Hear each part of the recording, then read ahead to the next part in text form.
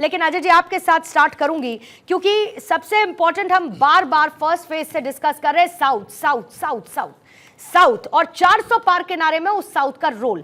लेकिन आज उसमें कर्नाटक आपके लिए कितना इंपॉर्टेंट नजर आता है, और कुछ और अगर ब्रीफिंग पॉइंट्स हो ओवरऑल आज के इस फेज को लेके तो आप उनको इंक्लूड करिएगा। लेकिन लिंगायत बेल्ट वाला कर्नाटक कितना इंपॉर्टेंट, जहां पर सरकार कांग्रेस की है और बीते कुछ वक्त में कर्नाटक के कई मुद्दे पटल पर रहे हैं जिनको जोर शोर से सियासत में उठाया गया है।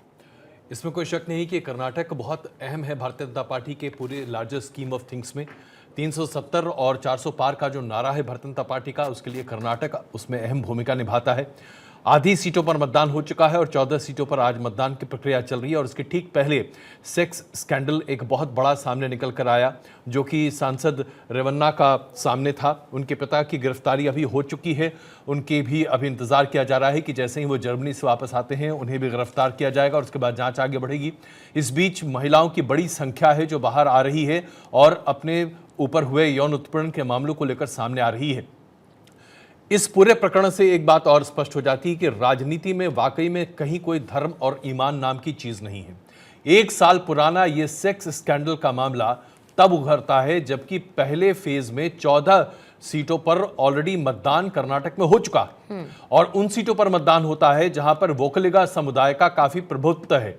उसके बाद जहां पर लिंगायत समुदाय के प्रभुत्व की बात आती है और 35% के आसपास इन 14 सीटों पर उसका प्रभाव दिखाई देता है, वहां पर सांसद रमन्ना के सेक्स स्कैंडल की बातें निकल कर आती हैं जो 1 साल पुरानी है। 1 साल तक राज्य सरकार ने और स्थानीय पुलिस ने इस पर कोई कार्रवाई नहीं की।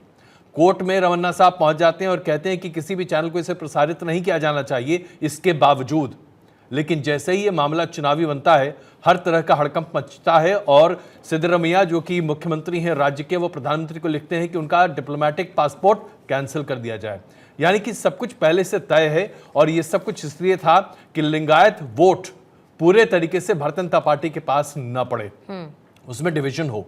अगर ऐसा नहीं होगा तो कांग्रेस, जिसने इससे पहले खास करके विधानसभा के चुनाव में लिंगायत समुदाय में एक सेंध लगाई थी, वो लगा पाना मुश्किल होगा। लिंगायत समुदाय क्यों महत्वपूर्ण है भारतीय जनता पार्टी के लिए?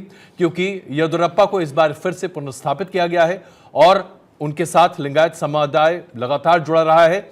विधानसभा के चुनाव में येदियुरप्पा को उनकी जगह नहीं दी गई थी, लिंगायत समाज था वो नाराज था, जिसका खामियाजा भारतीय जनता पार्टी भोग चुकी है।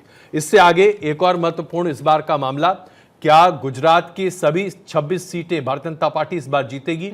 और अगर जीतती है तो उसका कितना मार्जिन है?